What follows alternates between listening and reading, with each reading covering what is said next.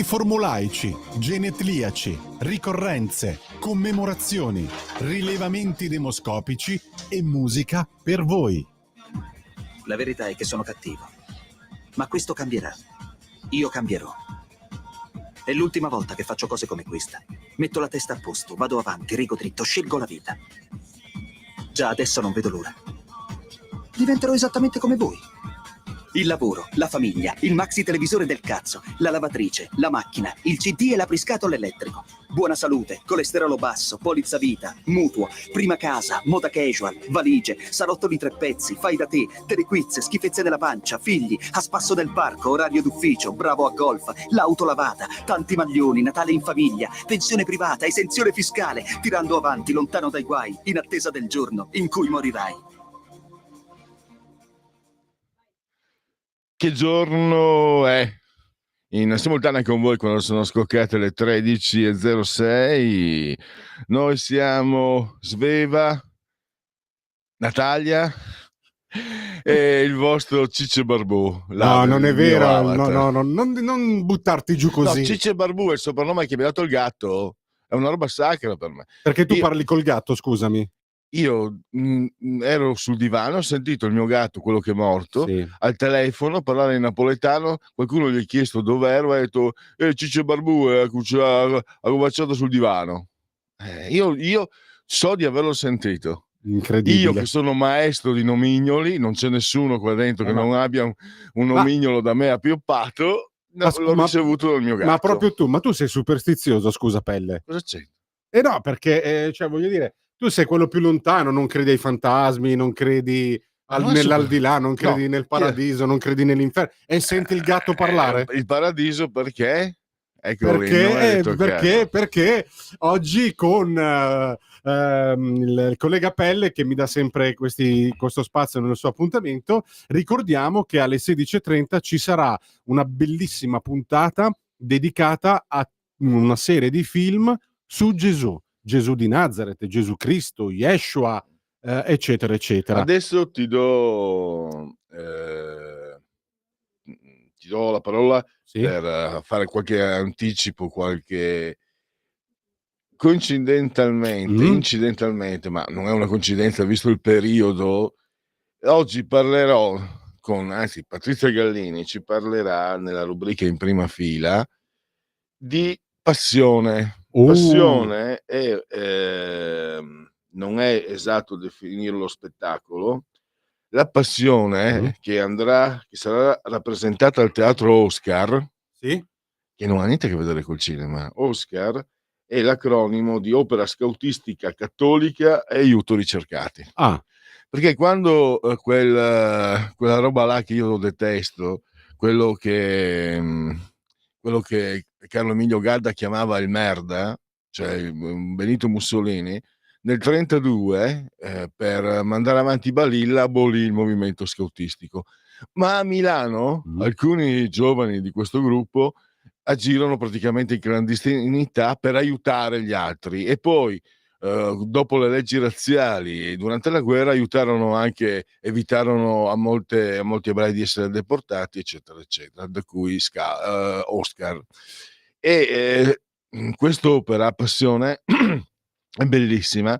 L'ho letta quasi tutta perché tratta da delle sillogi commissionate, nel caso di dirlo, a Mario Luzzi, uno dei più grandi poeti del Novecento, che tra l'altro, se non sbaglio, era anche o ateo o agnostico, insomma, e quindi si sente questa ricerca, questa sofferenza, e viene appunto letta da Lombardo, mi presumo sia un attore, che lui doveva comporre questa Passione per essere eletta davanti a Papa Giovanni Paolo II, credo fosse 1998-99. Quindi il titolo è La Passione, ma non ha a che fare con la Passione di Cristo. No, è la Passione di Cristo. Quindi è proprio la Passione di Cristo. Le sillogi di Luzzi sono dedicate proprio alla crocifissione di Gesù Cristo. Mi mancava il collegamento, ma scusa. Bellissimo. E tra le altre cose, noi inizieremo oggi a parlare dei film di Gesù proprio con un film che è un capolavoro, La Passione di Cristo di Mel Gibson, e che se molti non lo sanno, ma quando c'è la crocifissione nel film diretto da Mel Gibson, si vede una mano con un martello che pianta il primo chiodo nella mano di Gesù in croce. Ecco, quella mano è proprio di Mel Gibson, cioè ha voluto essere lui il simbolo del peccatore che inchioda per la prima volta Gesù. E c'è tutto anche questa ricerca dietro, c'è uno studio incredibile, oltre che poi sentiremo comunque delle testimonianze del protagonista che ha recitato insieme a lui durante il film La Passione di Cristo, si è calato talmente nella parte che chiunque lo ha visto recitare e che era a fianco vedeva in lui la luce di Dio. È la verità, eh. E infatti sentiremo delle testimonianze, insomma. Quindi inizieremo proprio dalla Passione di Cristo, proprio perché noi parliamo tanto dei crocifissi nella scuola, che li hanno tolti, eccetera, ma poi alla fine, quando è Natale, non ci ricordiamo che è Natale. Quando è Pasqua, quasi quasi ci ricordiamo che bisogna mangiare l'uovo di cioccolato perché c'è dentro la sorpresa, ma non ci ricordiamo che cosa vuol dire la Pasqua. O mi sbaglio, scusami. Allora ci siamo noi che puntualmente ricordiamo quantomeno le nostre radici, se ci sono ancora le radici, o quello che è rimasto delle radici. Io la vedo così. Beh, intanto usiamo il cinema anche per Esatto, riscoprire queste radici. È uno strumento di cultura e di arte che serve anche proprio a esatto. E capire e a questa è proprio vedere. la missione, questa è la missione. Quindi abbiamo un promo di 50 secondi per tutti gli amici che ci vedono sul canale 252, che potremmo magari farlo vedere, che è un promo semplicemente per chi vede la televisione molto significativo. Inizia proprio con la croce di Gesù che viene scaraventata per terra. Sono curioso, vediamo se Sveva riesce a trasmetterlo anche sullo schermo, altrimenti lo guarderò oggi Sì. pomeriggio. A che ora, a proposito? Diciamo le cose importanti. Allora 16:30, Ecco. 16:30 qui sui canali di Radio Libertà. Andiamo, partiamo, vediamo, per gli amici che ci guardano in televisione, hanno la possibilità di guardare questo speciale clip di 50 secondi.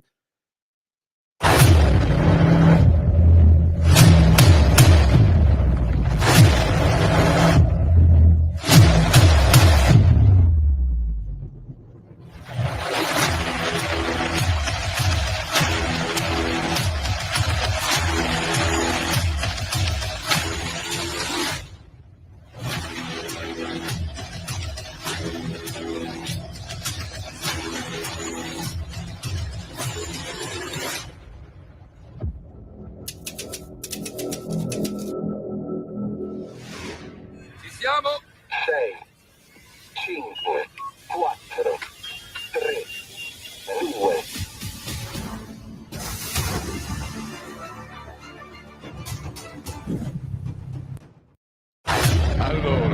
Allora, fatemi parlare. Vediamo. Non sto zitto. Allora, capolavoro. Se l'avete già visto adesso, poi guarderete alle 16:30. È tutta farina di Vincent. Un lavoro, vi ho detto, una trasmissione bellissima. E poi io ci tengo al cinema, eccetera. Un capolavoro fatto benissimo. Fammi dire però una cosa. Dimmi Pelle. Questo Vincent Vega che fa così alla fine di una rappresentazione di questo, non dico blasfema, ma irriverente. No, ma hai ragione, ma io sono molto legato a quella mia foto perché mi è stata fatta dai ragazzi quando io li portavo in scena in teatro, in un teatro di Milano. Io insegnavo nelle scuole acting e quel giorno è stato uno spettacolo incredibile che i ragazzi mi hanno fatto una foto sul palcoscenico all'improvviso e hanno catturato un momento particolare. Ed è bellissimo, ecco perché la inserisco Comunque, nelle clip. avete visto in pochi secondi Vincent ha praticamente sfogliato la storia del cinema con tutto. Hai messo riconosciuto, anche, esatto, io vediamo ho se visto anche quello di Zeffirelli, che non so se aveva fatto anche una riduzione cinematografica. Sì, esatto. famosa. Dalla serie TV poi ha fatto Gesù di Nazareth, grandissimo film tra le altre cose. Pelle, quindi vi ricordiamo alle 16:30 se volete passare un'ora in nostra compagnia per rivivere un po' le nostre origini, dai, diciamo così, ma molto semplice, attraverso i film, parlando semplicemente di questi capolavori e di Gesù. Ecco, tutto qua.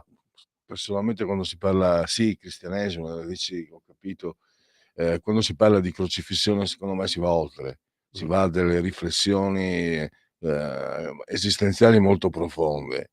Uno viene anche colpito, c'è la figura esistito, non esistito, secondo me ognuno può avere la propria opinione, ma l'immagine simbolica c'è.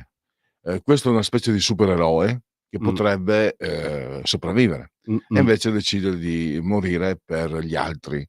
Se leggi la lettera di Ogneto, la lettera di un cristiano, siamo nel 70 d.C., a un pagano, e si capisce la missione del cristiano, il cristiano che è non è del mondo, e quindi la missione cristologica senza no, è una missione cristologica, non servono definizioni per capire, l'altro, no, andare Certo. verso l'altro è la fatica più immane che una persona, perché noi abbiamo ci autoproteggiamo, e quindi andare verso l'altro è davvero anche piuttosto unico nella storia dell'uomo. Per questo io non so se sono credente, ma sono sicuramente cristiano. Cristiano lo sono e mi piace, Ma e ti faccio apprezzo. una domanda E difficilissima. quindi tra l'altro, io lo dico sempre, non voglio ripetermi, avevo trovato non era un trattatello, ma era un lungo articolo, dove dei medici, insomma scienziati, avevano ricostruito esattamente quello che succedeva a una persona crocifissa. Sì, E, avevo visto un documentario anch'io, sì, sì. è È atroce, terrificante, è atroce. terrificante, anche perché morivano lentamente lì sulla Quindi croce. anche solo l'idea, che qualcuno abbia fatto questo per gli altri, anche solo l'idea è sacra. Poi l'uomo, l'incarnazione, non lo so, Beh, la risurrezione poi, no, che è a sì, prova di dire: sono morto per voi, ma vi faccio vedere che se credete in me risorgo anche." Cioè, sì, sì, quello quindi ecco, Pelle ti a tal scusa, sì, per esempio il film di Mel Gibson in questo te lo fa te lo fa sentire. sentire tutto. Sì, sì, è lì il genio, ma poi c'è la scena finale e poi chiudiamo, no, la scena finale della passione di Cristo, a molti è sfuggito. Cioè si vede che Gesù è in croce, proprio la scena finale. L'ultimo respiro che Gesù fa prima di morire, la telecamera automaticamente va su in alto nel cielo, cioè lui ha una scelta registica di questo in questo senso. Cercate di immaginare la scena. Gesù muore in croce, no, ad un certo punto la telecamera si alza verso il cielo e viene giù una goccia di pioggia lentamente. Sì. In pratica era la prima lacrima di Dio nella morte di Gesù. Cioè, questa cosa non tutti la capiscono, ma se riguardate la passione di Cristo, guardate la scena finale e poi vi ricorderete di questo piccolo aneddoto che vi sto raccontando. Proprio la prima goccia che cade di pioggia è la lacrima di Dio che ha visto il figlio morire. E allora provo una chiusura ecumenica: il cinema che può essere che può essere non solo occasione di intrattenimento, ma anche di riflessione Ma e di assolutamente. raccoglimento, sarebbe. Ma assolutamente, così come mi lego al tuo bellissimo programma del teatro, chi va in teatro è perché vuole condividere delle emozioni, come il cinema, è tutto qua, non è che è molto diverso. Lanciamo un appello, Pelle, ne approfitto di te. Allora, mi piacerebbe realizzare una puntata sui gusti dei nostri ascoltatori, cioè siete voi che attraverso magari Pelle gli scrivete, gli fate sapere a Pelle, che tipo di puntata vorreste realizzare. Raccogliamo Per una Movie serie Time, sì, per Movie per Time. Movie Time. Sentiamo gli ascoltatori che film vorrebbero, che Ho vedessero già il nome, realizzato e lo faccio. ho già il titolo, io sono anche maestro di titoli. Certo, e io ti ascolto. Alla redazione della Padania di Messaggero Veneto avevo questa considerazione. Cinema per voi. Cinema per voi. Va bene. Perfetto, cinema per voi. O voi per il cinema. Cinema per voi se loro ti chiedono il film. Okay, va bene. Allora lanciamo questo appello. La puntata la Guardate, fate voi e io faccio sì. tutto il resto. Questa è una bellissima idea. Sì, mi piace anche tutti, Esatto. anche scritto poi Vincent, se non te li giro io, li vedi tu, insomma, Sì, sì, sì. No, quando ma hai un se tot in questo di caso il regista sei tu. va Va bene, bene, grazie a tutti grazie. voi. Movie Time alle 16:30. Vincent Vega. Ciao Pelle, ciao. Ciao. Allora, avete sentito, noi andiamo avanti, ci sarebbero anche i convenevoli formulaici,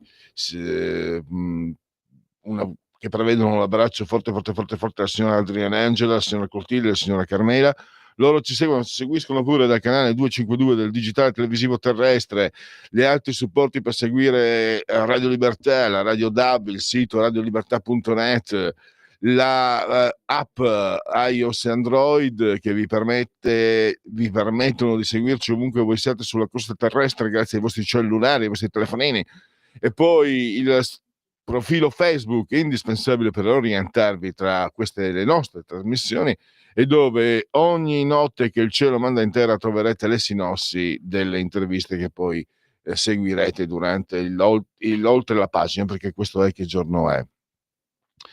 Temperature, la commissione interna ci dice che in questi locali sono a 24,6 gradi, 20 gradi centigradi sopra lo zero esterni, 46% l'umidità, 1017,6 millibar la pressione. Oggi è il giorno di In Prima Fila, vi ho già anticipato la passione al teatro Oscar, e l'altra opera di cui parleremo, Sveva, giochiamo a casa tua oggi, anche se sarà a Milano, Mortacci Tour. C'è questo comico che si chiama Francesco De Carlo, che credo sia molto bravo, però non conosco, ma sarà bello, sarà l'occasione. Ha ricostruito in chiave comica, satirica, la storia di Roma, chiaramente cogliendo tutti gli aspetti che ci sono attinenti, che sono in contatto con l'epoca contemporanea. Quindi è un'opera che si pronuncia molto interessante e molto divertente. E questa andrà in scena al Teatro Lirico Giorgio Gaber.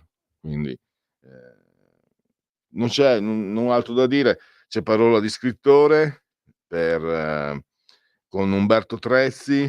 Il capostipite è molto interessante perché ripercorreremo con Trezzi la storia degli ultimi 2 secoli e rotti, quasi 2 secoli e mezzo, di Milano e dintorni. Molto, molto interessante. E anche la storia del Duomo di Milano e la storia delle donne e degli uomini che hanno fatto questa terra, questo territorio, questa porzione del mondo, questo lembo del pianeta. E invece per cui Parlamento, Vanessa Cattoi, perché la commissione parlamentare ha approvato il riconoscimento della figura dello psico-oncologo. È una figura molto importante, ce ne parlerà Vanessa Cattoi, la parlamentare Vanessa Cattoi, perché quando arrivano questi mali, questo male, ovviamente la parte mentale è forse una delle maggiormente sottoposte a una prova di assoluta drammaticità, perché i giornali, le televisioni, non so nemmeno se sia sbagliato, ma ci portano le immagini, soprattutto se abbiamo personaggi pubblici famosi che si sono opposti alla neoplasia, l'hanno combattuta, qualche volta l'hanno vinta, qualche volta no, ma la figura è non lasciargliela vinta. Non è sempre così, non è sempre così. Ci sono anche persone che invece si lascerebbero andare. Chi vi parla, per esempio, sicuramente io non mi metto lì, mi metto a combattere il cancro. Se arriva, prego, accomodati e portami via, che tanto non ne posso più, quindi non è un problema. Però evidentemente questo tipo di atteggiamento deve essere affrontato con l'aiuto, con un sostegno anche psicologico. E ancora di più è importante la figura dello psico-oncologo, ancora di più forse per i familiari, perché al centro dell'assistenza c'è il malato, e ci mancherebbe, però per esperienza diretta e indiretta, le persone che sono attorno a un malato terminale, ma anche se poi non è terminale e poi riesce a uscirne, sono sottoposte a una prova molto dura. Anche queste persone dopo questa esperienza non saranno più come prima. E quindi personalmente lo trovo un passo avanti, un passo di progresso nel welfare, come si chiama adesso. E allora siamo velocemente ai genetriaci, ricorrenze e commemorazioni. La musica per voi oggi prevede un gruppo che io ho amato tantissimo, Big Country, perché è genetriaco di Stuart Adamson, che si è suicidato nel 2000 dopo gravi problemi di droga. È un mio idolo. Poi abbiamo l'attore siculo Vincent Gallo, abbiamo la cantante pop jazz Lisa Stansfield, ai miei tempi si diceva pop raffinato. Poi abbiamo Amerigo Grills, che formava un trio formidabile di cronisti con Biloslavo e Michele Sen, Fausto Biloslavo e Gian Michele Sen. Negli anni '80 filmavano, andavano in Africa dove c'erano conflitti, guerre, facevano dei reportage che venivano trasmessi dalla BBC, cioè per dire la qualità e l'importanza di questo lavoro. Beh, li vedete ancora, sono vivi, per fortuna Grills e Michele Sen, potete, spesso anche li abbiamo intervistati qui, vengono intervistati, il loro valore, il loro spessore. Bene, Amerigo Grills è morto in una di queste azioni, mentre io mi faccio sempre confusione, non so se Biloslavo o Michele Sen venne ferito e venne trasportato come spia nelle prigioni afghane, non so se mi spiego. Andò Cossiga a prenderlo, perché qua in Italia se ne impippavano, non gliene importava di meno, anzi non così perché? Perché Michele Sen, Grills e Biloslavo da giovani erano giovanissimi anche quella volta, ma da ragazzi avevano fatto parte del fronte della gioventù, cioè non erano della parrocchia giusta. E tant'è che nonostante sia morto sul lavoro, quindi è una figura nobile di questo mestiere, che è il secondo più antico del mondo, ma non certo nel caso di Amerigo Grills, è un mestiere nobile. Fino a pochi anni fa, non sono aggiornato, ma fino a pochi anni fa, l'Ordine dei giornalisti del Friuli Venezia Giulia si è rifiutato di intitolargli una sala nella sede di Trieste. Complimenti a loro. Massimo D'Antona, ucciso dalle Brigate Rosse.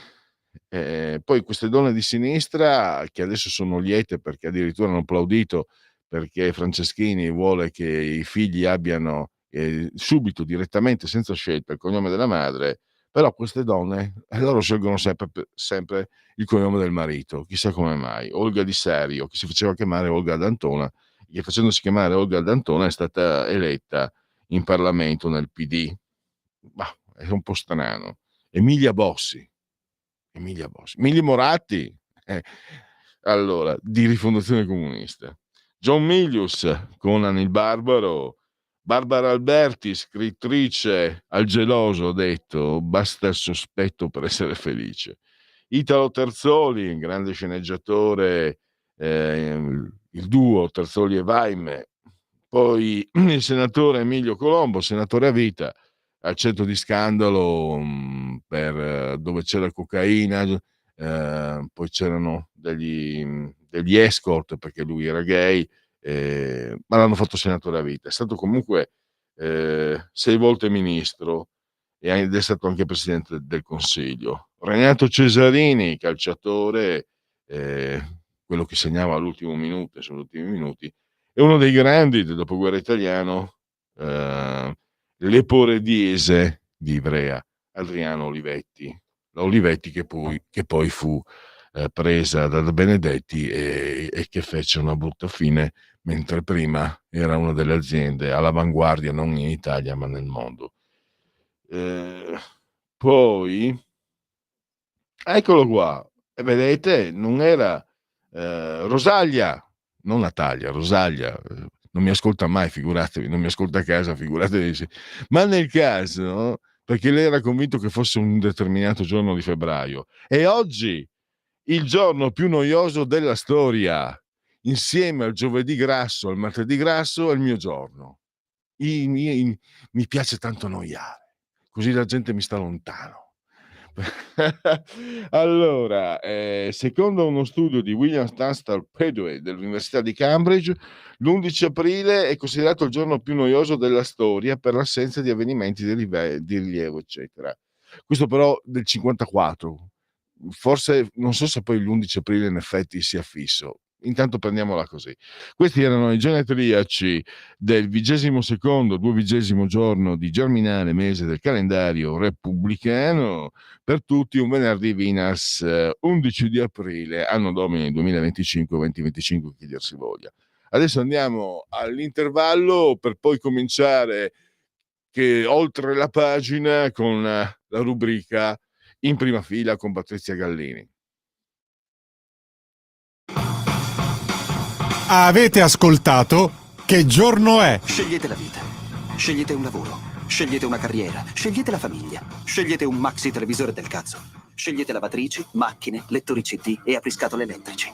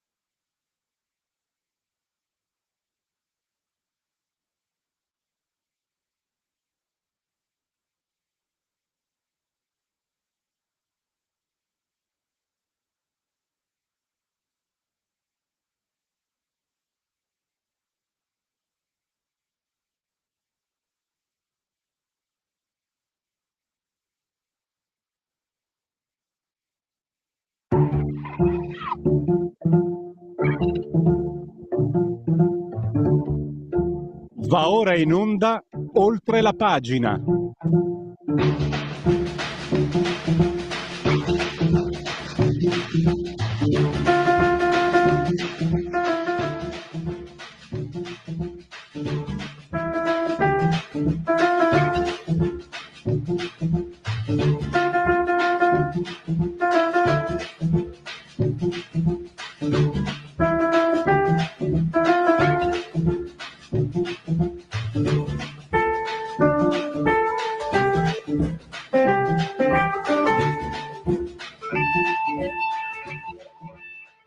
Eccoci, oltre la pagina, e iniziamo con una trasmissione che sta cominciando a far parte della tradizione, la sesta puntata, credo, di In Prima Fila, e tra poco avremo al telefono Patrizia Gallini che ci parla di queste due rappresentazioni di cui vi ho già fatto cenno: il Teatro Oscar e il Teatro Lirico Giorgio Gaber, La Passione e Mortacci Tour.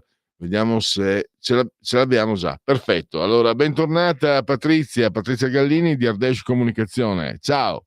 Ciao, tutto bene? Sì, sicuramente, dai, siamo Sai che positivi. sai che per me di natura va sempre tutto male, ma quando parlo con te No, me la faccio andare bisogna bene per essere forza. positivi, bisogna essere positivi. Patrizia, ci sono due opere, due pièce molto interessanti, molto diverse tra loro. Le ho già Esattamente, le ho scelte proprio anticipate. così, completamente diverse una dall'altra. Allora, io inizierei col Teatro Oscar, che è un Perfetto. teatro non molto grande, perché ha 334 posti, e diamo anche due notizie sul teatro stesso. Ha sede in via Lattanzio e a partire dal 2019 la gestione e la programmazione della sala è affidata al centro di produzione degli Incamminati. Ha una direzione artistica che è di Gabriele Allevi, Luca Doninelli e Giacomo Poretti.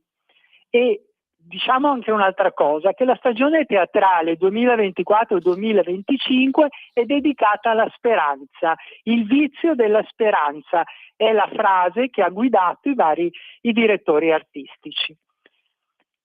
Allora,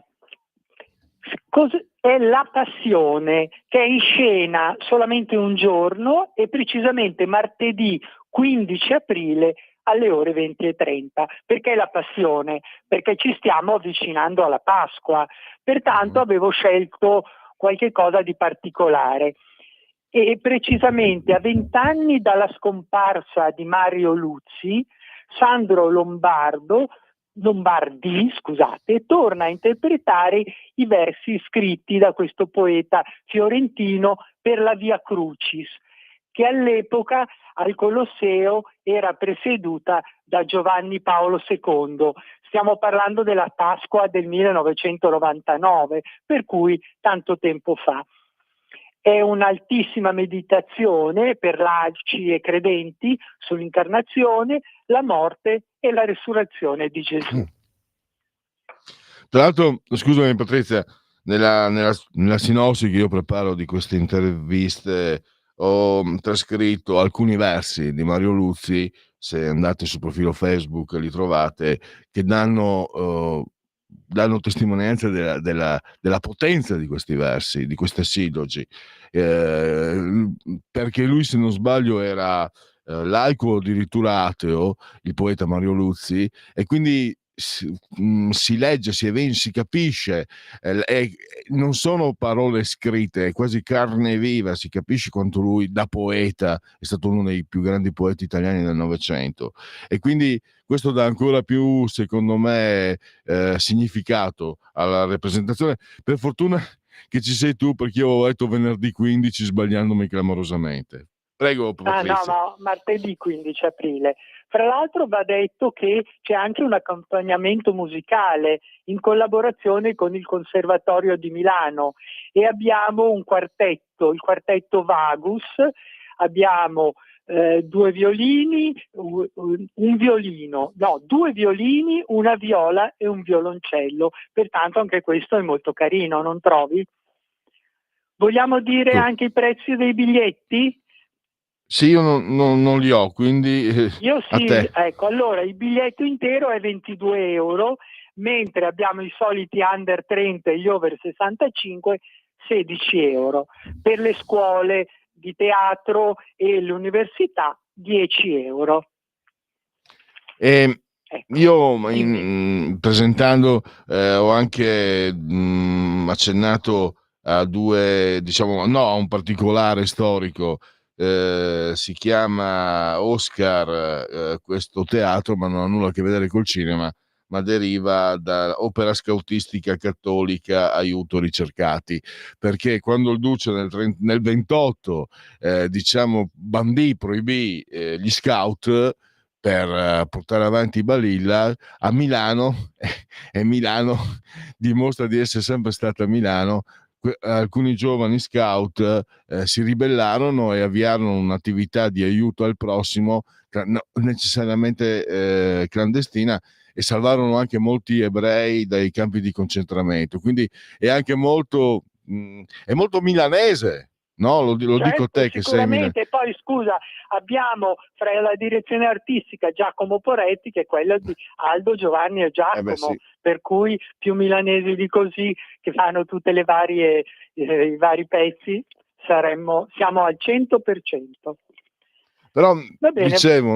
dicevo Patrizia, la storia di questo teatro dà l'idea proprio di cosa significhi la città di Milano e cosa significhi essere milanesi, cioè preoccuparsi del prossimo. Parlavamo della passione, è una città molto cristiana perché c'è molta attenzione. Poi adesso i tempi cambiano, e magari tante cose non si vedono più, non lo so, ma si percepisce ancora questo spirito. Sì, sicuramente, sono perfettamente d'accordo con te. Allora, passiamo al lirico, va bene? Che Qualcosa di adesso è completamente diventato diverso. Teatro Lirico Giorgio Gaber. Dicevo qualcosa di completamente diverso, dal sacro al profano. L'ho scelto apposta, completamente diverso. Prego. Ne parlo io, bene. Allora, dal 16 al 18 aprile abbiamo Mortacci Tour, che è la storia di Roma antica e anche la storia del nostro futuro. È una pièce, diciamo, comica, e parla di più di 1000 anni di grandi uomini e piccole debolezze umane. Iniziamo dalla leggenda di Romolo e Remo alla monarchia dei 7 re, dalle parole di Seneca alla cultura su Nerone. Il tutto viene interpretato da questo, diciamo, lui si definisce un comico, per cui abbiamo lui che parla e che ci spiega il tutto. È sempre tutti i giorni alle 20:30. Uh-huh.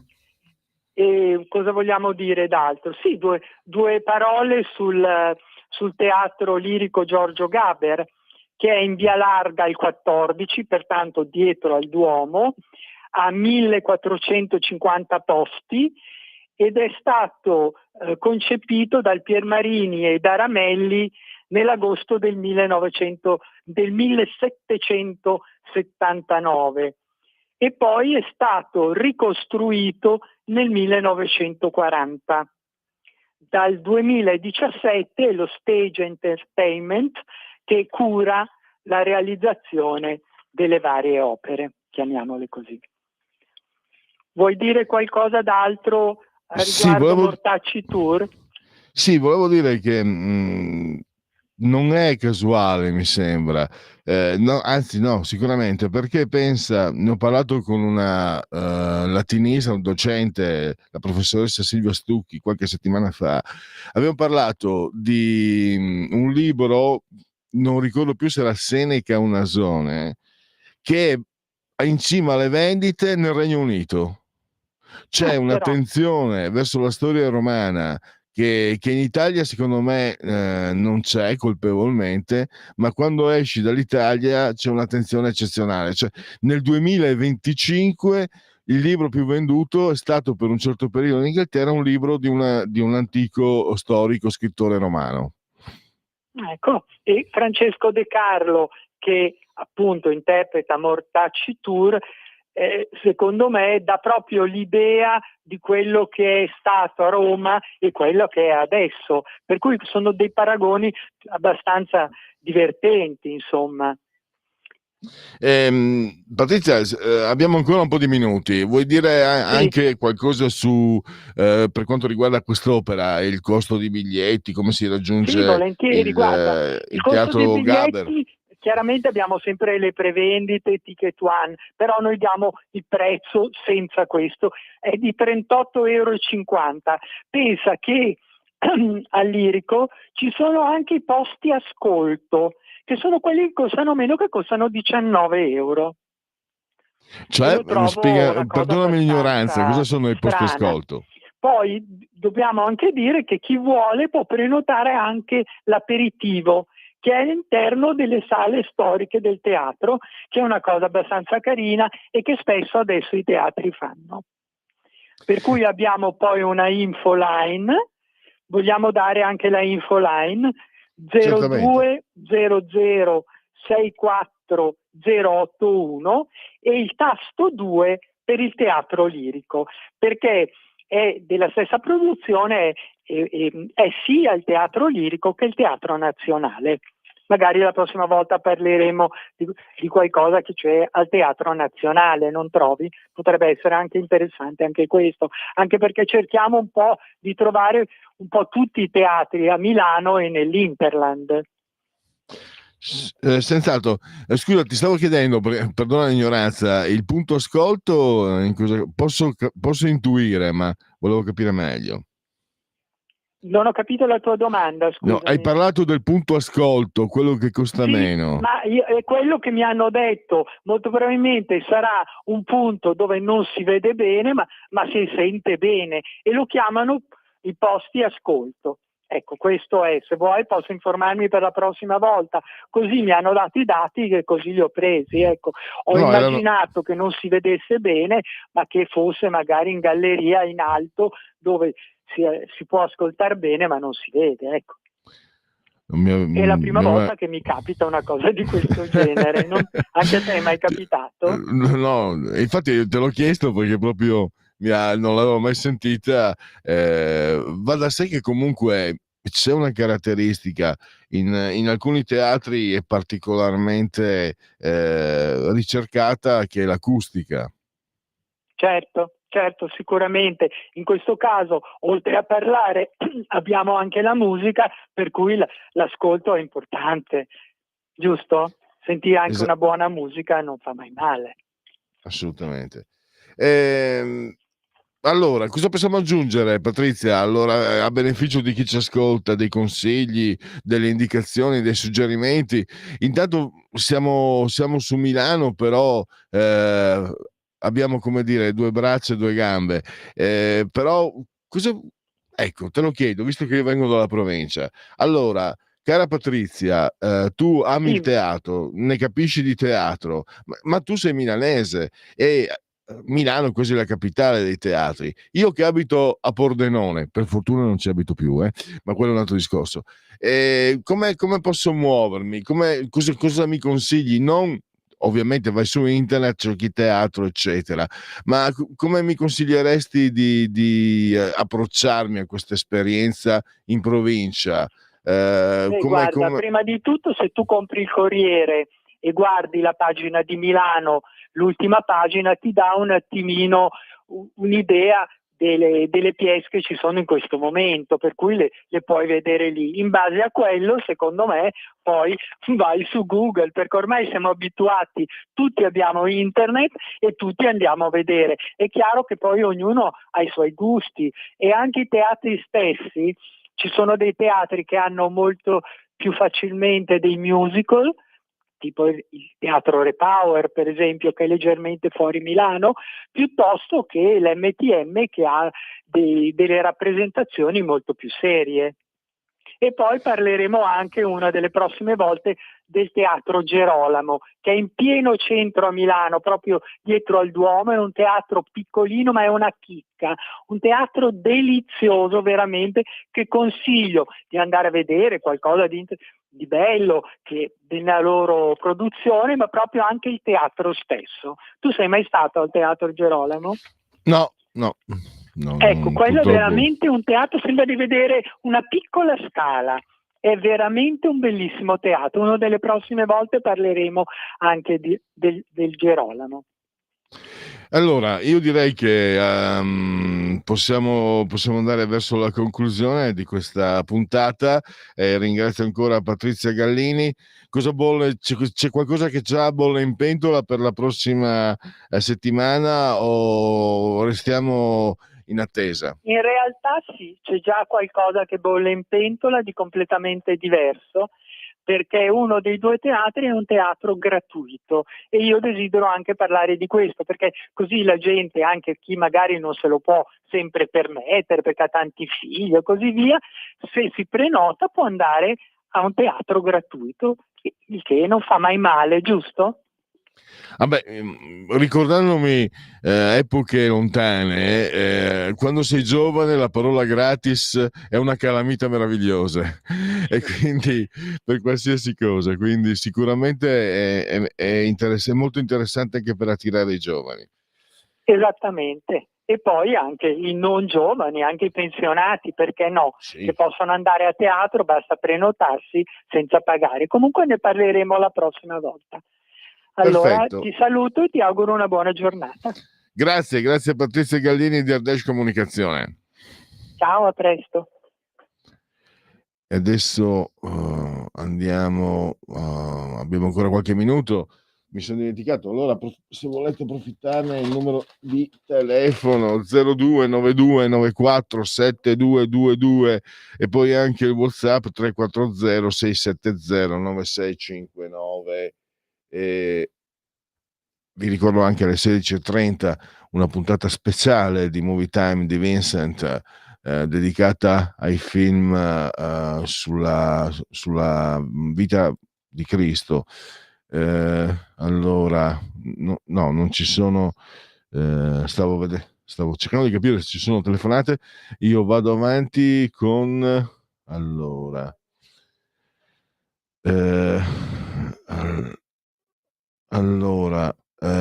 Alessandro mi scrive: caro Pierluigi, ho perso il mio papà tra le mie braccia per il nemico cancro e posso dirti che l'aspetto psicologico, oltre alla chemio naturalmente, è molto importante e aiuta il malato a combattere. Un abbraccio Alessandro da Saronno. Proprio per questo lo ritengo una conquista di civiltà l'istituzione della figura del medico psico-oncologo. Io penso, Alessandro, che sia importante anche appunto chi come te ha assistito ed è stato lì e quindi grazie anche per questo per aver condiviso. Chi l'ha provato, parole non ne uso, perché chi ha provato sa che non esistono, non passa, cioè sia chiaro, quando attraversi un lutto del genere non passa, è un momento di passaggio della vita, del momento in cui da quel momento lì tu non sarei più quello che eri prima. Questo fermate quel clandestino con gli stivali che ce l'hanno portato alle sinistre estreme nel nostro Parlamento italiano, diventato un raccoglitore di personaggi fuori dalla nostra Costituzione europea, che vuole un'Italia con le leggi della Sharia, cominciando dalla cittadina del Friuli Venezia Giulia, Monfalcone. E poi ancora carta d'identità, Cassazione via padre e madre, si torna a genitori, la sentenza della Corte UE.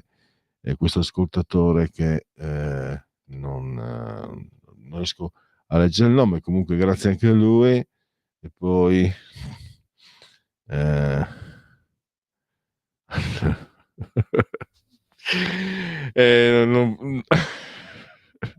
non posso, comunque è diciamo che non so se non è dadaismo.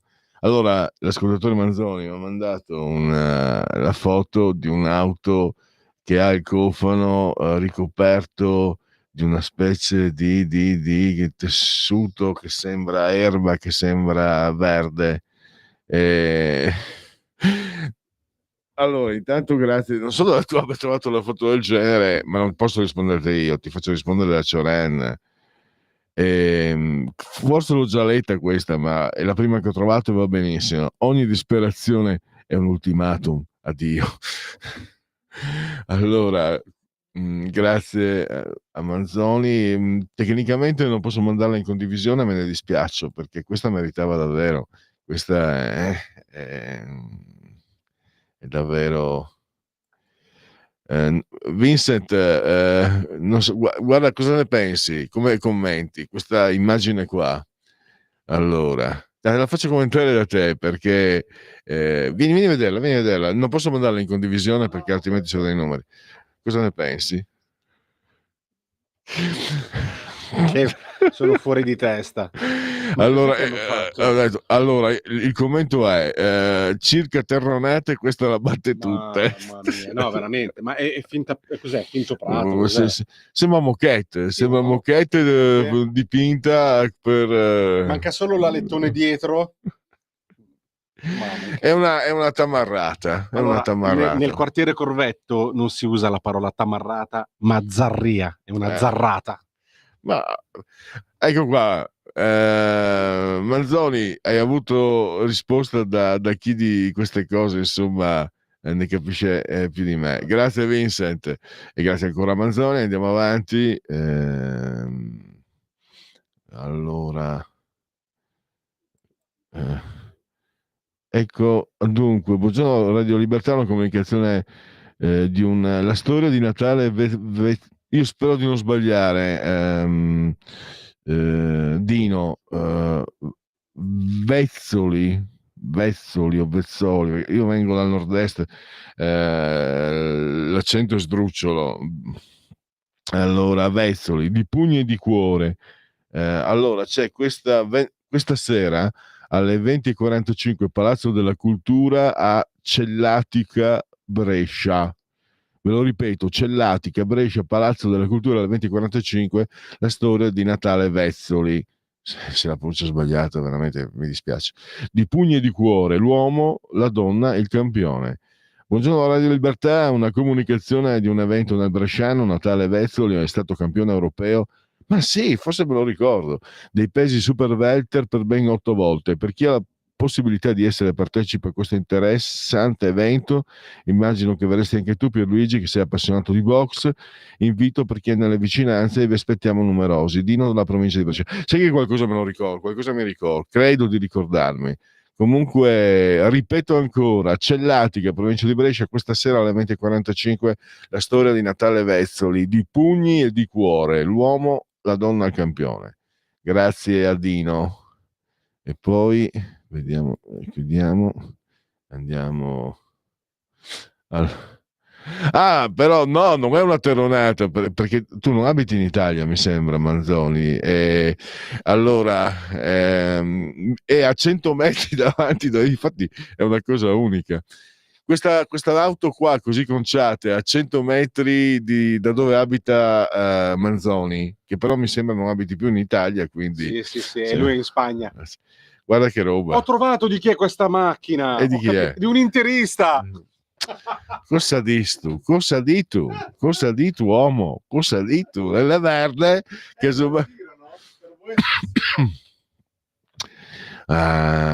sto Milan, questi milanisti frustrati. Andiamo avanti, perché forse avevo un sondaggetto veloce da leccarsi le orecchie. Allora, produzione industriale. A febbraio 2025 si stima che la produzione industriale diminuisca dello 0,9% rispetto a gennaio. Nella media del trimestre dicembre-febbraio il livello della produzione diminuisce dello 0,7% rispetto ai 3 mesi precedenti. Su base mensile aumenta solo per l'energia. Chiudiamo se c'era la condivisione, ma non c'era, credo, quindi andiamo veloci. Cole, la maggioranza è a favore. Questo è un sondaggio realizzato da Wimpole, committente scenari politici. Allora, vediamo un po', però fatemi... Ecco qua. A favore no, niente, mi dicono che è a favore, ma poi vedo che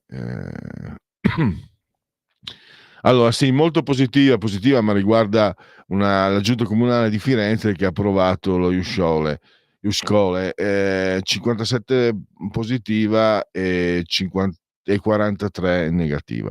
Allora, sono le 14, ci fermiamo, togliamo anche la condivisione e tra qualche minuto ci risentiamo con Qui Parlamento.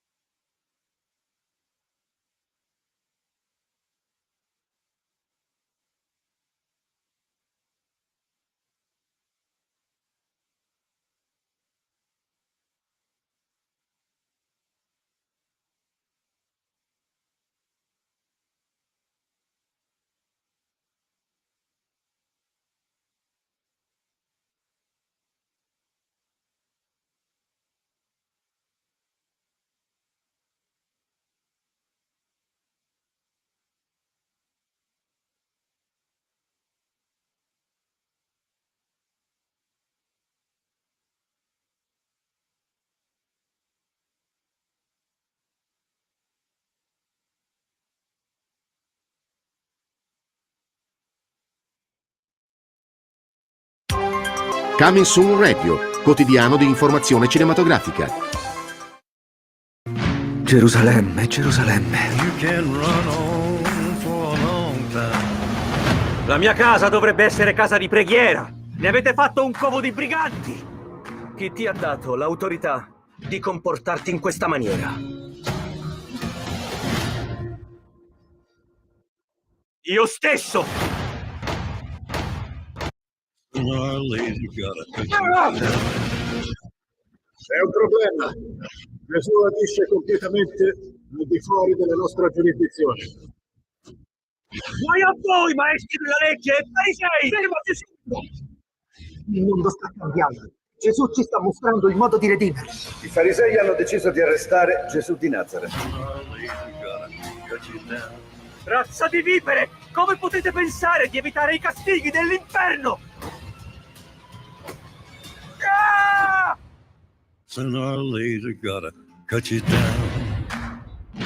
The Chosen, ultima cena al cinema. Sara era importante. Troverò e ucciderò chi ha ammazzato mia moglie. Abbiamo trovato qualcosa in cui sei bravo. Non sei un assassino, Charlie. Hai considerato ciò che faccio bene? Operazione Vendetta al cinema. Officine Ubu presenta il nuovo film di Robert Guédiguian. Mi può firmare qualche assegno in anticipo? Come vuole. Una commedia che vi ruberà il cuore tra i vicoli di Marsiglia. Mia madre fa la badante e ha rubato degli assegni a suo padre. Beh, ora che ha trovato un pollo da spennare. Non avevo l'impressione di derubarli. La Gazza Ladra, dal 17 aprile, al cinema. Questa è Floreana? Cosa si aspettava? Il paradiso? La vita è orribile. È frustrante. E il fallimento è inevitabile. Vi presento l'Hacienda Paradiso. È qui che la costruiremo. No. Il suo morso può ucciderti. Ogni cosa su quest'isola può ucciderti. È il momento di scegliere. Bye bye.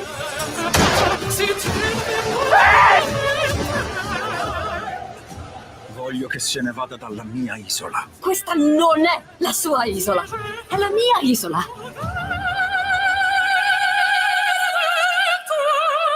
Eden di Ron Howard.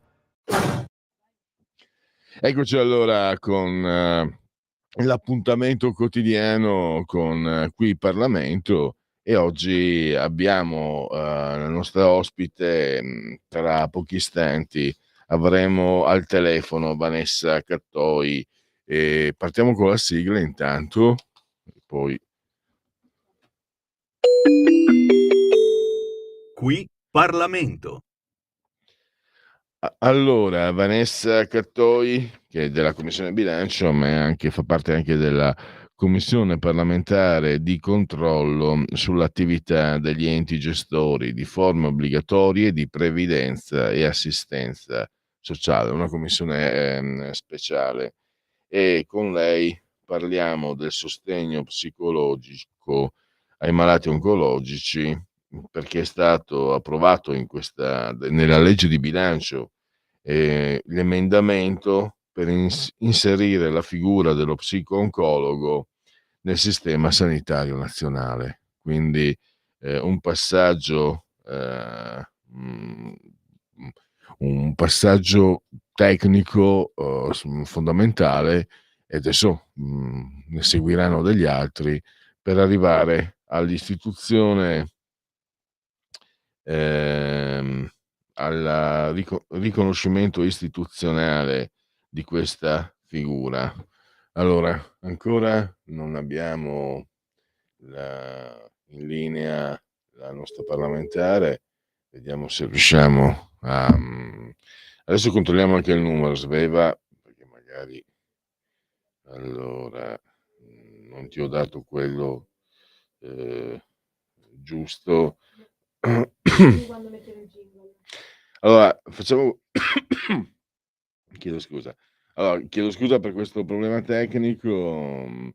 Proviamo a mettere, era molto bello il jingle di Vince, che dura 50 secondi, così controlliamo anche il numero telefonico, che sia... controlliamo se sia quello giusto. Vai col jingle.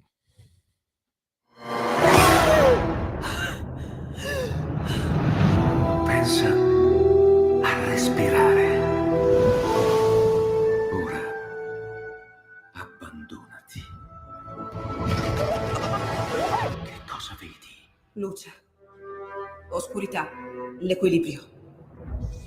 È tanto più grande. È stato un risveglio. Hai sentito? Conosco una sola verità.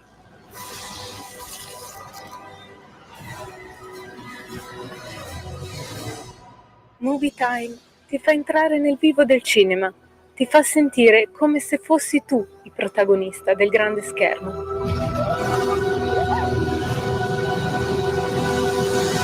Ogni sabato dalle ore 16. Allora, stiamo aspettando di metterci in contatto con l'onorevole Vanessa Cattoi. Intanto leggo il messaggio di Maurizio, un WhatsApp. Ogni volta che vedo una donna islamica tutta bardata, ma soprattutto con la mascherina sanitaria sul volto, capisco il loro concetto di credersi furbi e di usare le nostre permissive leggi per prenderci per i fondelli. E abbiamo consentito a un somaro qualsiasi di entrare in Parlamento, mentre insomma dovrebbe poi parla anche di partito islamico. Maurizio, qua c'è stato è stata una riga. Allora, grazie anche a Maurizio intanto, e io ringrazio anche Vanessa Cattoi e il gruppo, l'intergruppo parlamentare Insieme per un impegno contro il cancro, perché hanno inserito un emendamento nella legge di bilancio. Davvero credo sia un segno di progresso, di miglioramento, perché si vuole riconoscere la figura dello psico-oncologo. Allora, intanto, grazie anche per essere qui, ovviamente, a Vanessa Cattoi. Grazie a tutti voi e a tutti i vostri radioascoltatori, grazie per l'invito. Ecco, allora parliamo di questa figura che va a toccare un tema delicatissimo. Tra l'altro, l'altro ieri, il 9 è stata aprile, sì, la prima giornata internazionale della psico-oncologia, e onorevole Cattoi, lo sanno, purtroppo lo sappiamo anche ormai, chi ha una certa età lo sa anche in prima persona. L'esperienza di questa malattia è terribile per chi la subisce, e anche pesante per chi assiste, per chi è vicino a questi malati. Non si è più come prima, comunque vada a finire, non si è più come prima. E la testa, la mente è molto importante, non serve che lo dica io, e questa figura che state che intendete riconoscere in forma istituzionale, parliamone, Cattoi. Sì, grazie innanzitutto per darmi l'occasione di parlare di questo importantissimo tema della giornata, nella prima giornata internazionale dedicata alla psico-oncologia, e che è stata celebrata mercoledì 9 aprile. Abbiamo voluto ricordare come l'impegno dell'intergruppo Insieme per un impegno contro il cancro, del progetto La salute è un bene da difendere, un diritto da promuovere, che è coordinato dalla dottoressa Anna Maria Mancuso e dalla sottoscritta come coordinatrice alla Camera, assieme al collega Liris che è coordinatore al Senato. Abbiamo voluto proprio ricordare dell'importanza di questa figura che le associazioni dei pazienti che fanno parte del nostro intergruppo, quindi oltre 50 associazioni di pazienti, chiedono a gran voce, cioè il fatto di rendere istituzionalizzare la figura dello psico-oncologo. Dovremmo analizzare la questione sotto un duplice aspetto, cioè il fatto che ad oggi abbiamo dei percorsi di specializzazione che vengono messi a disposizione dalla SIPO per avere una specializzazione soprattutto sulla figura dello psico-oncologo, e quindi noi su questo stiamo cercando di intervenire per fare in modo che si riesca ad istituzionalizzare anche un percorso formativo ad hoc in tal senso, in modo che ci sia proprio la figura professionale.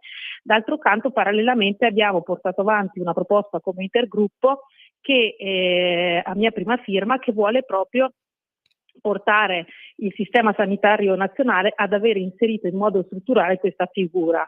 Un primo importantissimo passo è stato fatto durante la legge di bilancio, quando grazie all'emendamento dell'onorevole Mulè e che noi come intergruppo abbiamo sostenuto, siamo riusciti ad inserire questa figura all'interno dei reparti di oncologia pediatrica attraverso un fondo dedicato. Ecco, l'obiettivo è quello di cercare di fare in modo che questa figura possa essere resa a disposizione della maggior parte dei pazienti, comunque di tutti i pazienti, ma non solo dei pazienti, anche del nucleo familiare che segue il paziente durante tutte le fasi di cura della malattia, perché come si diceva prima, la malattia cambia direttamente il paziente sotto l'aspetto psicologico, e l'aspetto psicologico ha un impatto all'interno di tutte le sfere della nostra vita professionale, quindi lavorativa, ma anche a livello di interazione sociale, quindi le nostre relazioni.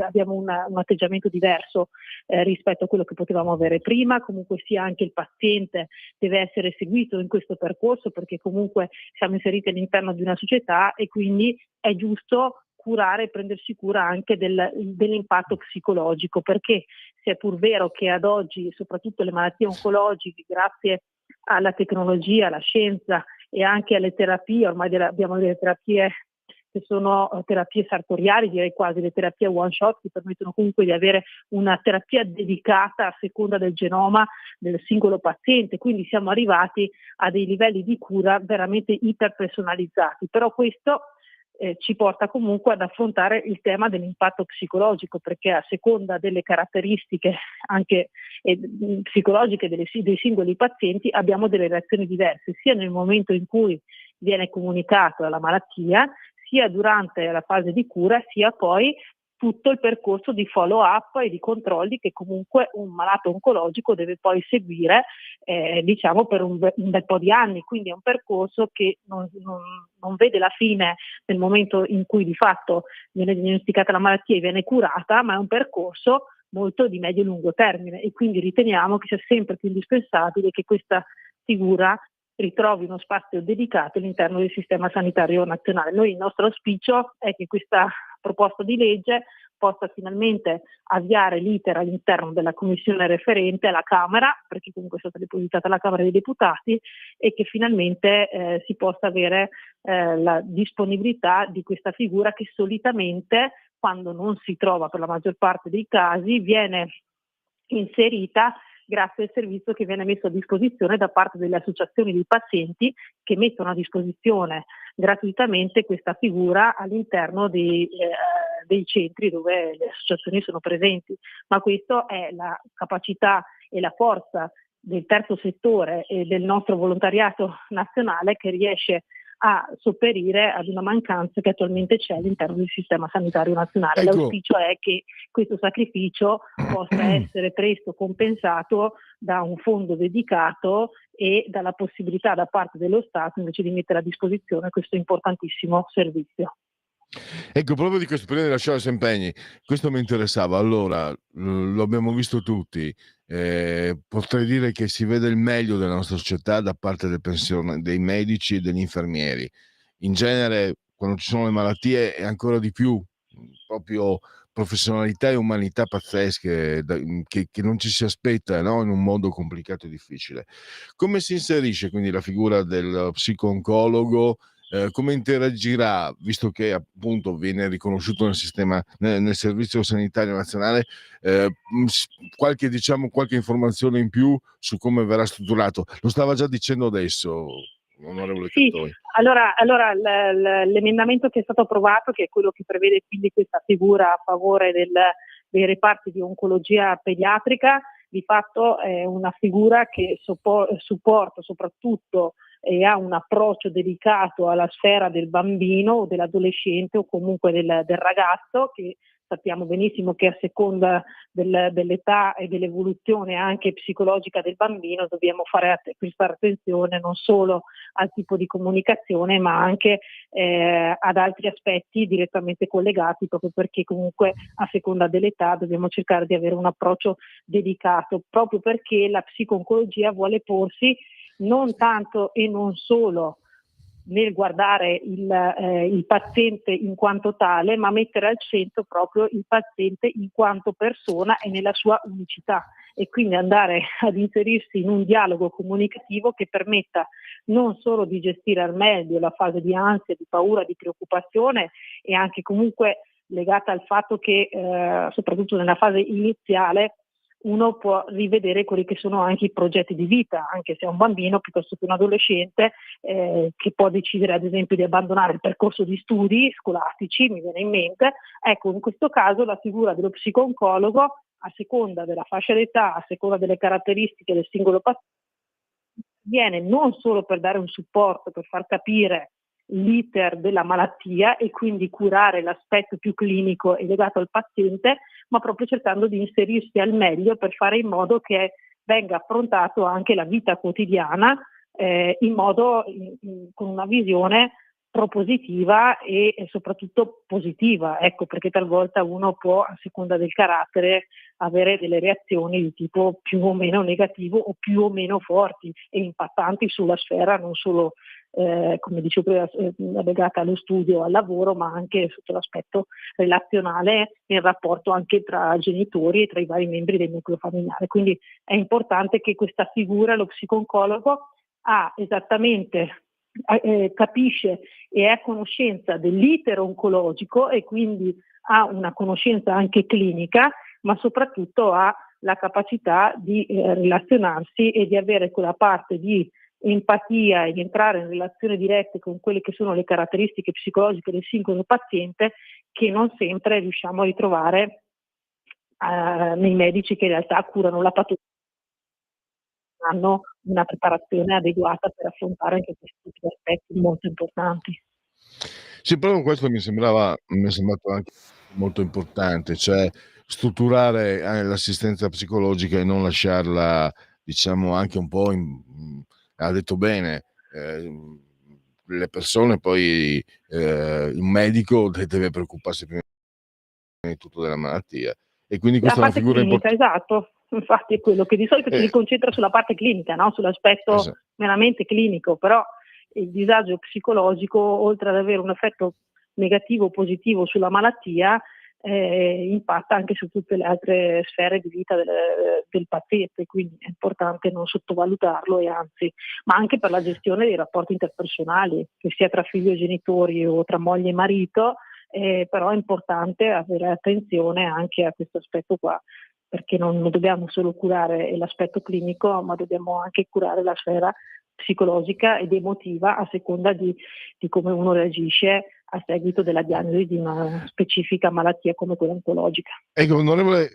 Cattori, proprio l'ultimissima, come riferimento temporale, perché adesso dovrebbero essere avviati i lavori nella commissione referente per l'istituzione di questa figura. Grosso modo, quando potremo, non so se si possa dire, si possa avere dei riferimenti. L'emendamento Mulè, a prima firma Mulè, è stato approvato nella manovra di bilancio e quindi questo ha già il suo iter in fase avanzata. La proposta di legge deve essere calendarizzata all'interno della commissione referente, che ad oggi ha già un calendario fitto di proposte di legge, di decreti, ma all'interno del quale chiederemo di trovare lo spazio di inserire anche questa importante proposta di legge, perché è importante riuscire ad avviare il prima possibile l'iter, anche perché poi sapete benissimo che non è solo la Camera, poi dovrà essere fatto il passaggio al Senato e si darà modo a entrambi i rami del Parlamento di poter modificare il testo, poi si avrà bisogno di una terza lettura per rettificare il testo definitivo. Quindi, visto che comunque le proposte di legge solitamente richiedono più tempo rispetto ai decreti che hanno invece intrinseca una scadenza e quindi di fatto anche un limite temporale, sulle proposte di legge talvolta non riusciamo ad avere una calendarizzazione di massima, proprio perché solitamente viene data precedenza ai decreti in scadenza, quindi cercheremo di fare il possibile per fare in modo che i capigruppo della commissione referente affari sociali possano il prima possibile avviare l'iter di questa PDL, anche perché altri colleghi sono intervenuti con altre proposte, quindi potrebbe essere abbinata o comunque si potrebbe pensare di fare un testo unico di concerto anche col ministro Schillaci e quindi si potrebbe valutare anche questa ipotesi qua. Con l'interlocuzione che abbiamo avuto come intergruppo, sia io che Anna Maria Mancuso, dallo stesso ministro Schillaci, lui ha dato segni di apertura e di disponibilità perché ritiene che il tema sia importante, quindi auspichiamo che insomma a seguito anche di questo riscontro positivo possiamo veramente pensare che nel più breve tempo possibile possa partire l'iter in commissione, però non mi sbilancio sulle tempistiche, anche Certo. perché, ripeto, il calendario è già fitto di decreti e non saprei dare una quantificazione temporale puntuale, pertanto sicuramente come intergruppo però impegno a sollecitare quello sempre, quello sicuro e garantito, e proprio perché riteniamo che sia veramente importante. E noi siamo sempre a vostra disposizione per ogni aggiornamento. La ringrazio ancora, Grazie a voi Vanessa per la Cattoli. disponibilità e anche per l'opportunità di mettere a conoscenza anche questi aspetti della politica, che insomma solitamente si riesce comunque a trovare un terreno comune di unità che rispetto ad altre tematiche si fa fatica, però su questo devo dire la verità, si riesce sempre a trovare un'ampia collaborazione tra tutti i gruppi parlamentari, e infatti ringrazio tutti i colleghi dell'intergruppo perché su certi temi riusciamo veramente anche a lavorare bene. Quindi mi Perfetto. auguro e auspico che anche su questo tema qua si riesca veramente quanto prima a trovare un accordo e a portare il testo non solo in commissione ma anche in aula. Benissimo, grazie allora ancora a Vanessa Grazie Cattoli, a a tutti risentirci voi. a presto. Grazie, arrivederci a tutti, grazie. Qui Parlamento. Allora, vediamo.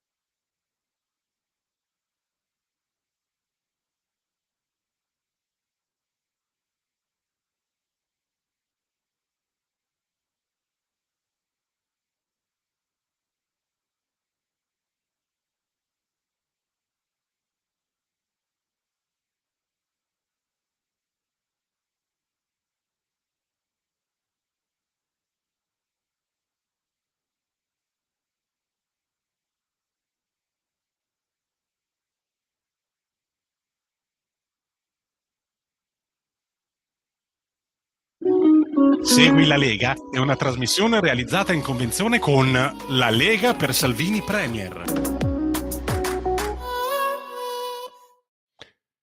Segui la Lega prima che la Lega seguisca te la Pellegrina, o seguite la Marciana sul sito legaonline.it, scritto legaonline.it. Potete fare di tutto su questo sito, sostenere il DDL, le proposte leghiste nel DDL sicurezza, firmare a favore delle forze dell'ordine, consultare il calendario delle feste, iscrivervi, è molto facile. Iscrivervi alla Lega Salvini Premier. Si versano 10 euro, si può fare anche tramite PayPal senza nemmeno vi sia la necessità che siate iscritti a PayPal. Poi il codice fiscale e gli altri dati richiesti, e infine vi verrà recapitato la maggiore per via postale. Ma se di mezzo ci sono posti italiani, io raccomando, calorosissimi, profondissimi e assolutamente partecipi gesti apotropaici alle femminucce, ai maschietti, a tutti i sessi previsti, ma anche quelli non previsti, perché io sono molto inclusivo. La tessera Lega Salvini Premier.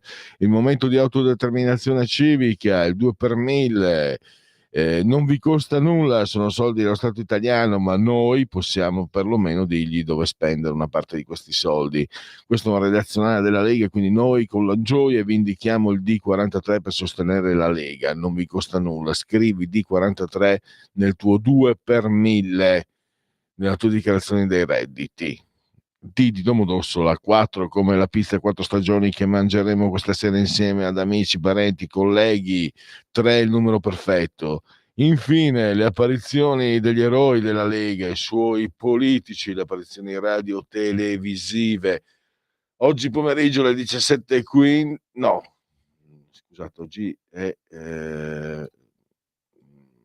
dunque venerdì 11, abbiamo questa sera alle 23:20 Armando Siri a Tango, trasmissione di Rai 2, il responsabile formazione politica, e poi Isabella Tovaglieri domani mattina ora antelucana per chi vi parla alle 9 del mattino a Radio Anch'io, Radio 24, scusate, Radio 24 di Radio 24, Isabella Tovaglieri. Sempre domani alle 10:05 Punto Europa, Rai 3 con Raffaele Stancanelli, europarlamentare. Il responsabile economia Lega Alberto Bagnai domani alle 10:30 su Agenda, rubrica di Sky TG24. Martedì il presidente dei parlamentari leghisti a Montecito, no scusate, sto sbagliando tutto, il vice ministro delle infrastrutture Edoardo Rixi, la rubrica economia, l'emittente Sky TG24, e per seguire la Lega sta su FI.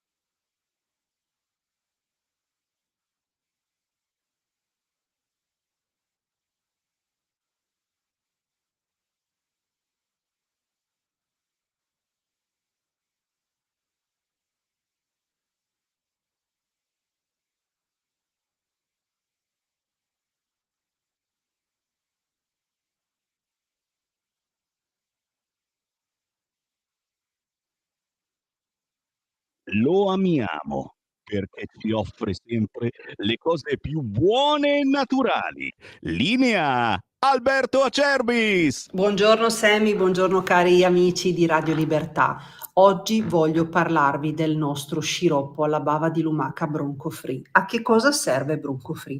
Serve per tutti i processi alterati delle vie respiratorie. Avete presente quando abbiamo quel senso di pesantezza sullo stomaco, quando sentiamo che abbiamo la tosse secca, oppure quando abbiamo quella fastidiosissima tosse grassa che non ci fa dormire la notte e il nostro medico ci prescrive un mucolitico? Ecco, Bronco Free è un mucolitico perché contiene appunto la bava di lumaca, gli enzimi litici che aiutano proprio a fluidificare il catarro, favorirne l'espettorazione e riuscire veramente a uscire molto più facilmente da tutte le problematiche respiratorie che noi abbiamo, soprattutto in questa stagione. Mi rivolgo anche a chi è fumatore e quindi deve convivere tutto l'anno con la tosse. Bronco Free è la soluzione ai vostri problemi. Io oggi voglio farvi un'offerta straordinaria. Bronco Free potete provarne anche solo un flacone, 24 euro. In questo caso ci sono le spese di trasporto, ma la grande offerta oggi per voi è questa: 3 flaconi di Bronco Free a 59 euro. E se dite ascolto Radio Libertà, voi non pagate la spesa di trasporto. E se aggiungete dicendo ho sentito la pubblicità che ha fatto Miriam stamattina in radio, avete anche un omaggio da parte mia.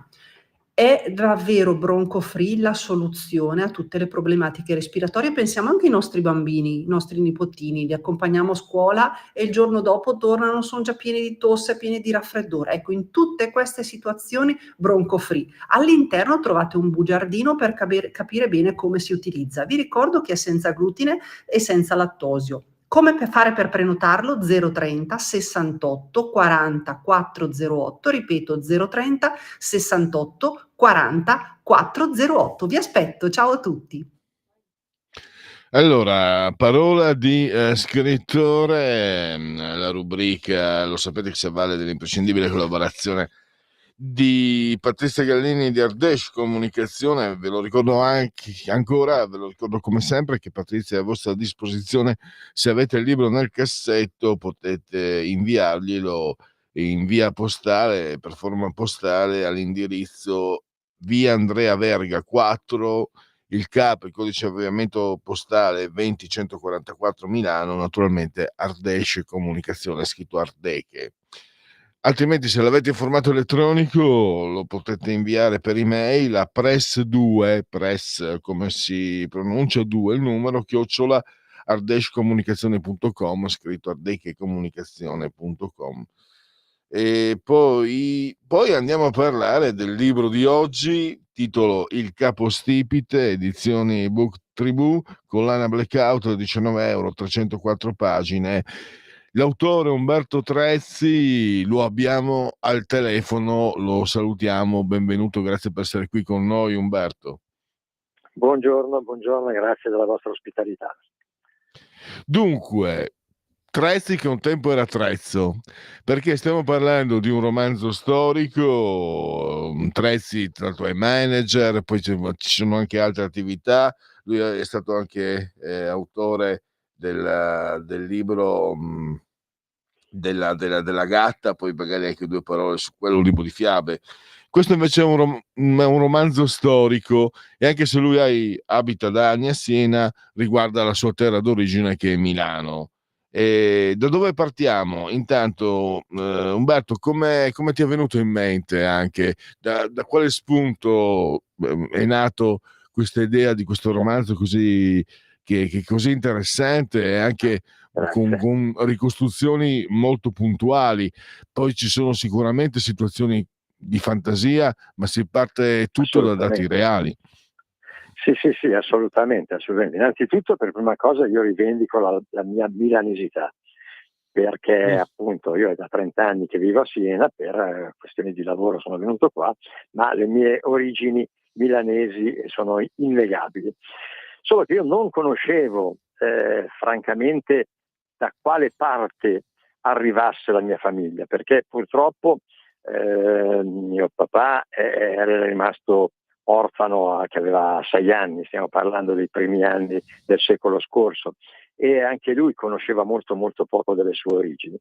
Per cui io, una volta andato in pensione, ho deciso di scoprire da quale parte del mondo io arrivassi, e ho scoperto, lavorando soprattutto con gli archivi delle parrocchie, ho scoperto le mie origini a Corbetta, la cittadina che voi tutti conoscerete, alle porte di Milano, sulla strada per Novara, ed esattamente sono arrivato fino al 1500 circa, e dalla metà dell'Ottocento fino ad allora tutti i miei antenati provengono esattamente da una cascina Brambilla che ancora oggi è in piedi. Ma la cosa curiosa che poi mi ha portato a scrivere questo libro è che con i miei occhi proprio su uno di questi documenti dell'archivio plebano della cattedrale di Corbetta, ho visto la trasformazione del mio nome da Trezzo a Trezzi. Ora, parliamoci chiaro, diciamo la verità, queste cose avvenivano normalmente in quei tempi perché tutto era fatto a mano, però insomma è stato anche abbastanza emozionato vedere quella O scritta in maniera stretta che sembrava una I, e infatti successivamente il cognome in tutti i documenti diventava Trezzi, come è rimasto tuttora Trezzi. Ora, questo che cosa ha fatto? Ha fatto sì che questo personaggio di nome Domenico diventava a suo malgrado il capostipite della famiglia Trezzi, e quindi ho approfondito tutto ciò che accadeva nella Corbetta appunto di fine Settecento, primi Ottocento, una cittadina prevalentemente agricola, dove però stavano costruendo moltissimo i nobili milanesi che avevano i loro possedimenti, le loro terre agricole in quella zona. Non dimentichiamo che di lì passa il Naviglio, e infatti il Naviglio è quasi un personaggio importante del mio libro, perché dal Naviglio passano i sogni e le illusioni di questo personaggio. Da una parte il Naviglio porta a Milano, questa città misteriosa e fascinosa da cui arrivavano i nobili proprietari, di cui si parlava quasi come fosse il regno dell'oro. Dall'altra parte invece c'erano queste montagne lontane, e c'era la cava di Candoglio da cui proveniva il marmo per il Duomo di Milano. E infatti il mio personaggio, che era un contadino salariato, a un certo momento si ritrova, per i casi della vita che ti fanno perdere il lavoro e all'apparenza tutto, si ritrova a lavorare appunto alle cave di Candoglia. Quindi un altro elemento comunque molto molto molto milanese. Ora, tra l'altro mi fermo. Sì, allora si incrocia anche la storia della tua famiglia, si incrocia anche con la storia, quella dell'uomo, le cave nell'Alto Verbano. E mi dicevi ieri, Umberto, che riceverai un riconoscimento, un premio a Mergozzo, che è uno dei luoghi del quale si estraggono i marmi per il Duomo di Milano. Certo, il 3 di maggio avrò il piacere di essere invitato dal comune di Mergozzo al Museo del Marmo Rosa di Mergozzo, che è un museo realizzato recentemente, quindi anche da un punto di vista architettonico io ho visto le foto, è molto molto molto bello, e il comune mi darà l'opportunità di presentare appunto il mio libro. Questo è chiaro che mi fa molto piacere, anche perché evidentemente vuol dire che quello che ho scritto ha anche un valore storico, insomma, anche se, come giustamente dicevi tu, poi le vicende pratiche quotidiane dei miei personaggi sono logicamente frutto della fantasia. Però io anche su Corbetta mi sono profondamente documentato, devo anche ringraziare il comune per la mano che mi ha dato a raccogliere documenti, a frugare negli archivi del comune, oltre che il ringraziamento va sempre poi appunto alla parrocchia che mi ha consentito di mettere il naso in questi libroni vecchi e polverosi, che poi è un'emozione non da poco fare queste ricerche. Ricordiamo anche la cava di Candoglia, Sì. che è la principale fonte. Volevo anche fare riferimento a un momento particolare di questo romanzo, perché a un certo punto tu, l'autore del romanzo, parli in prima persona con il protagonista, il tuo avo.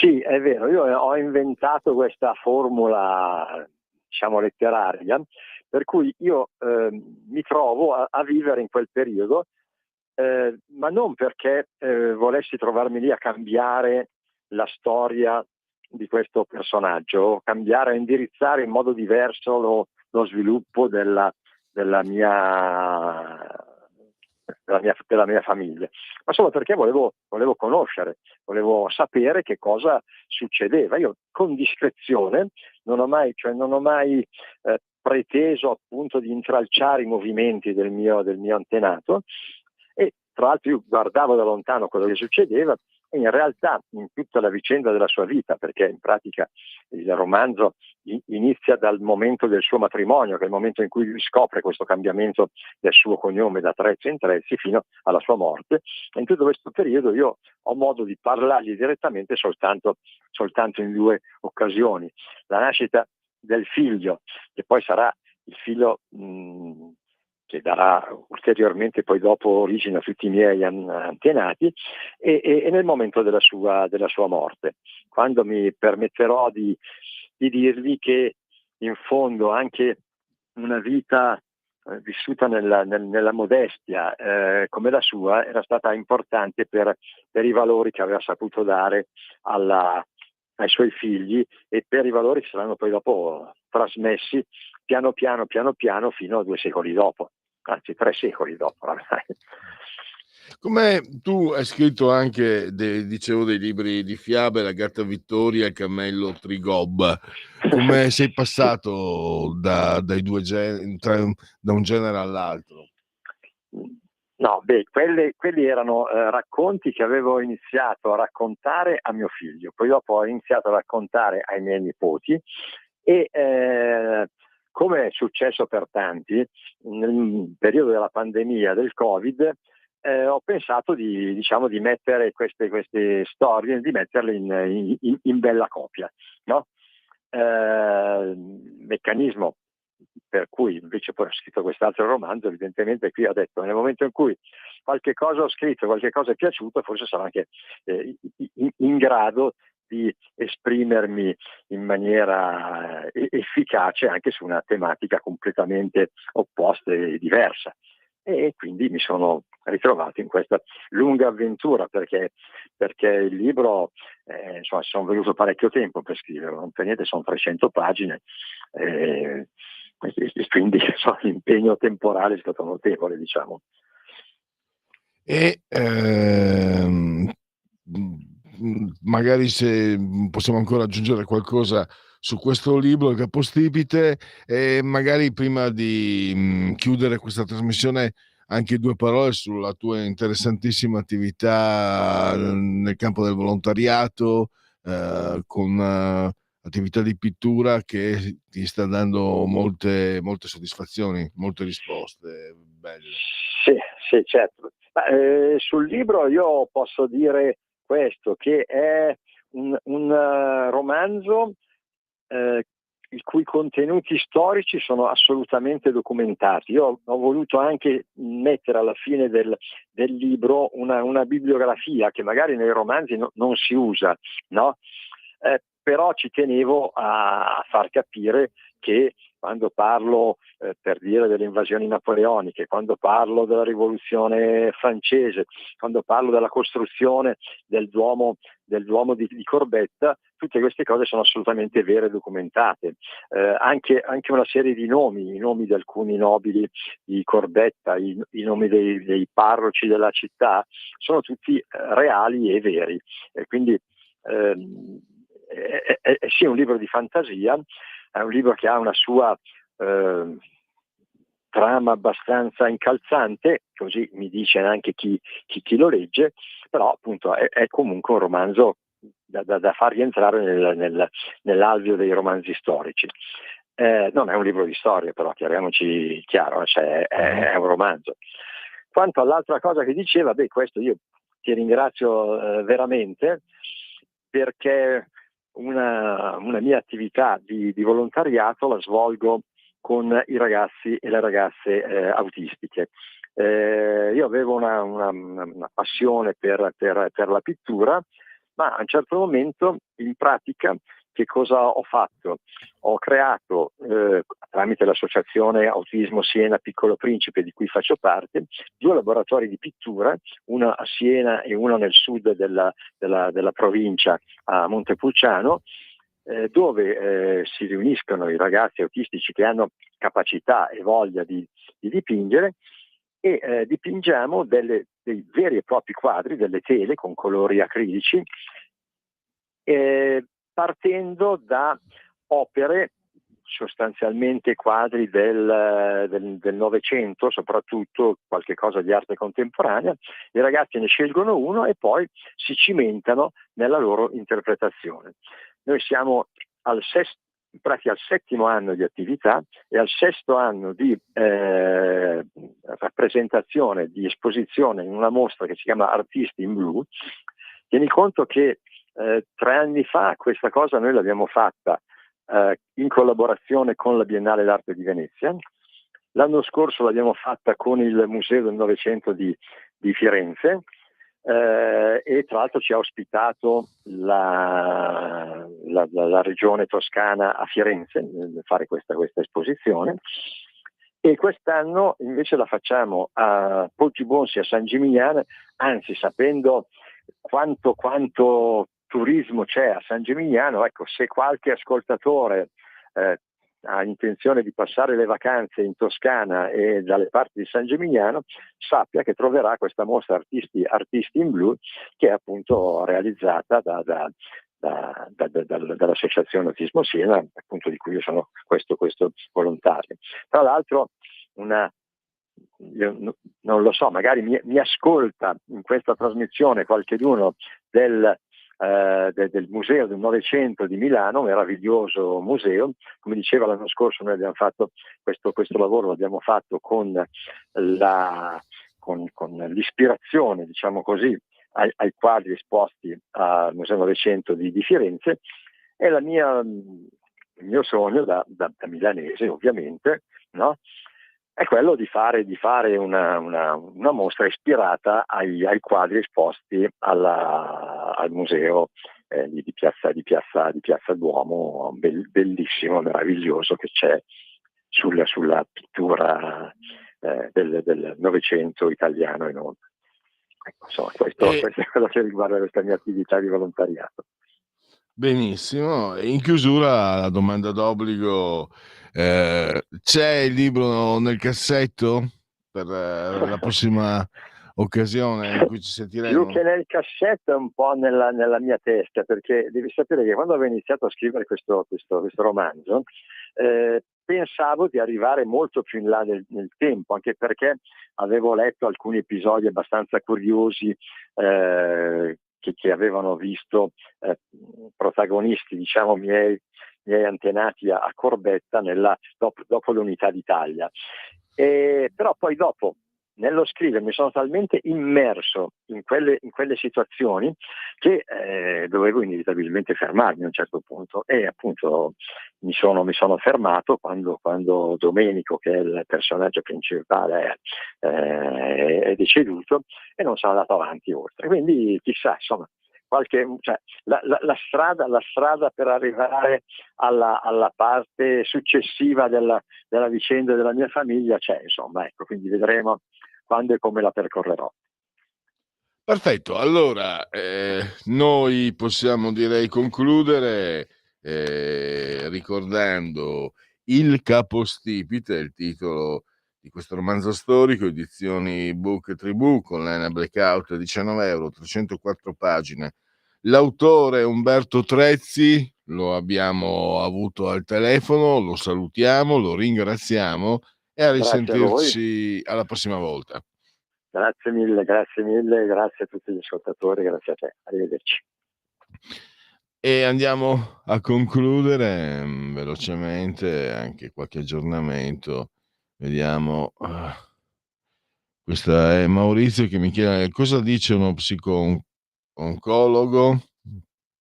E mi spiace, Maurizio, quando ci sono le interviste, io mando in loop le immagini che poi vedete in televisione, quindi non riesco a consultare il WhatsApp della radio perché altrimenti, anche per motivi tecnici proprio, e quindi purtroppo non ho fatto in tempo a leggere la domanda che tu rivolgevi chiaramente a Vanessa Cattoi, che sta seguendo questo provvedimento, questo emendamento inserito nella legge di bilancio per il riconoscimento, per l'inserimento del Servizio Sanitario Nazionale della figura dello psico-oncologo.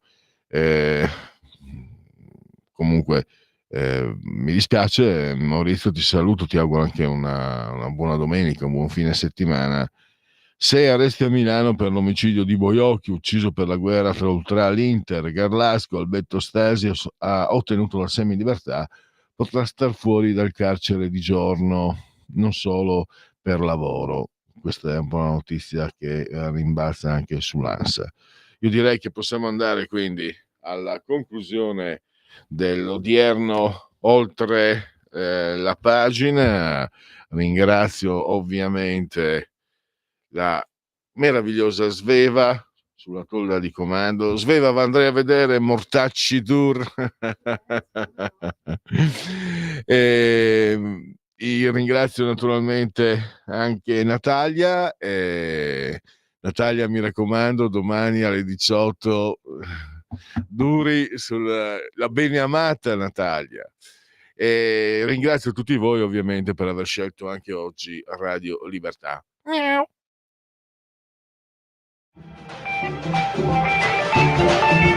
Avete